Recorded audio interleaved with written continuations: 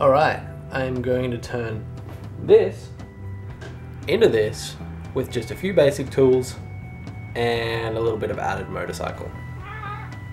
What? So, to get started, I took a broken down office chair and cut up the back panel to make the base of the seat. Then sanded it so it was nice and smooth and gave it several coats of paint to make it nice and water resistant. The next step was to take some foam and just glue that in layers across the top. I had several different densities of foam. Some of the foam was bought from a shop just as a Pilates or yoga mat, and the other foam came out of the seat. This gave me a good mixture of high density and low density foam. After that is glued together, I then wrapped it in tape to give it the pre-compression that I needed and the shape of the seat. Once I had that shape of the seat, I could then begin to pull some leather over the top. So using the leather off the seat, I then pulled it around and stapled it into shape. This was a long process of stretching the leather, stapling, stretching, stapling, redo it until you get a nice finished seat product. So once you've got that seat looking good, time to chop off all the excess bits of leather and move on to getting ready to attach it to the bike. The next step was the scary one. I had to take the angle grinder to the back of the bike and start getting bits and pieces off.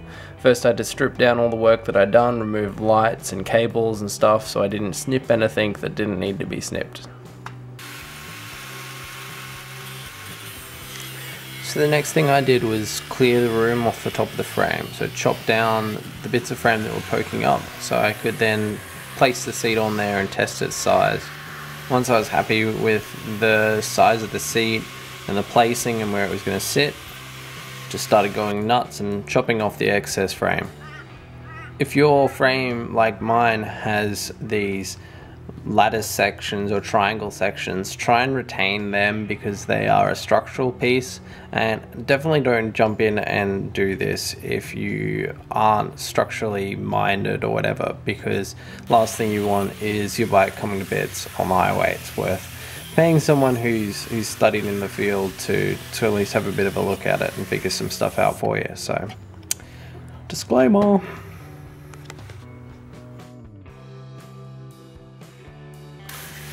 Alright, so I set about grinding off all of the unnecessary bits of metal on the frame, then smooth them right down using the angle grinder and various attachments on the little rotary tool. So the next bit is getting the bike ready to repaint that frame so these little bits of exposed metal don't rust up. Important to clean the frame thoroughly because you will have dust and oil and stuff everywhere. And then make the bike look like a piñata, or cover up all the bits that you don't want to get paint on. Then you got to prepare your surface for painting, so give it a bit of a sand down so everything is smooth and you've got this lovely smooth clean surface. Then you got to hit it with your primer and then you paint. With editing I can make this look easy, but man, I really suck at painting, and the weather was not helping either.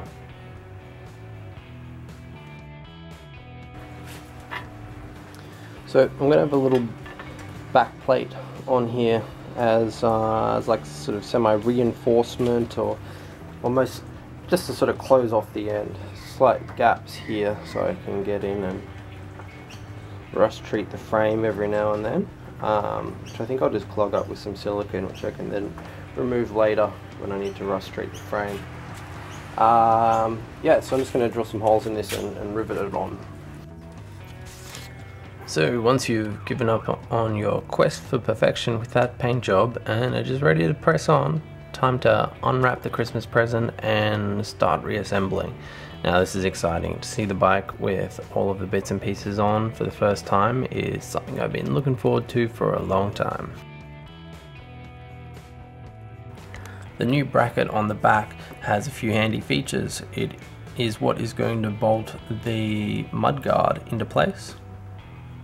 I'm also drilling some holes in it so I can fit the little rubber feet that were on the existing seat. These are great because they absorb some of the really sharp bumps from the road that get passed up through the suspension, so definitely hang on to those when you take off your old seat.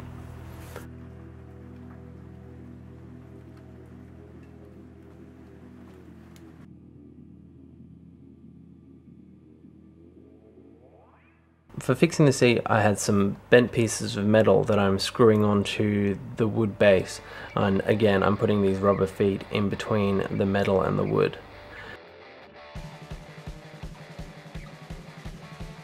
These thin metal angles line up with some existing fixing points on the frame, so I can just bolt it in and it's nice and secure.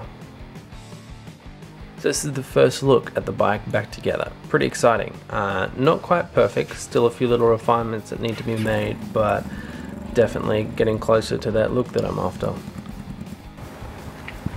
Alright, there's one last little thing I want to do, and that's the rear mudguard.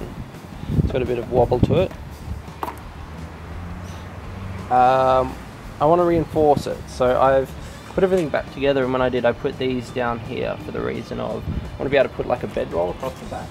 Yeah, the idea being you can put something in there and it doesn't interfere with the indicators, so I've still got some storage capacity on the bike, but I just need to put a piece of reinforcing under the inside there in order to achieve that.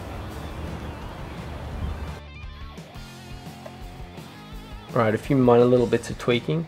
To remove that gap you can see between the seat and the frame, I've taken some rubber tubing, split it down the middle so it'll open it up, and stapled it around the outside of the seat. This has acted as a bit of a spacer just to seal it in and give it a bit more of a finished look. I'm also installing a thicker piece of metal inside the existing mudguard so it's a lot more structurally sound, and I can bolt on some luggage if need be for a longer trip. That's it for the moment, guys. Still more tinkering to be done and plenty of more videos on their way.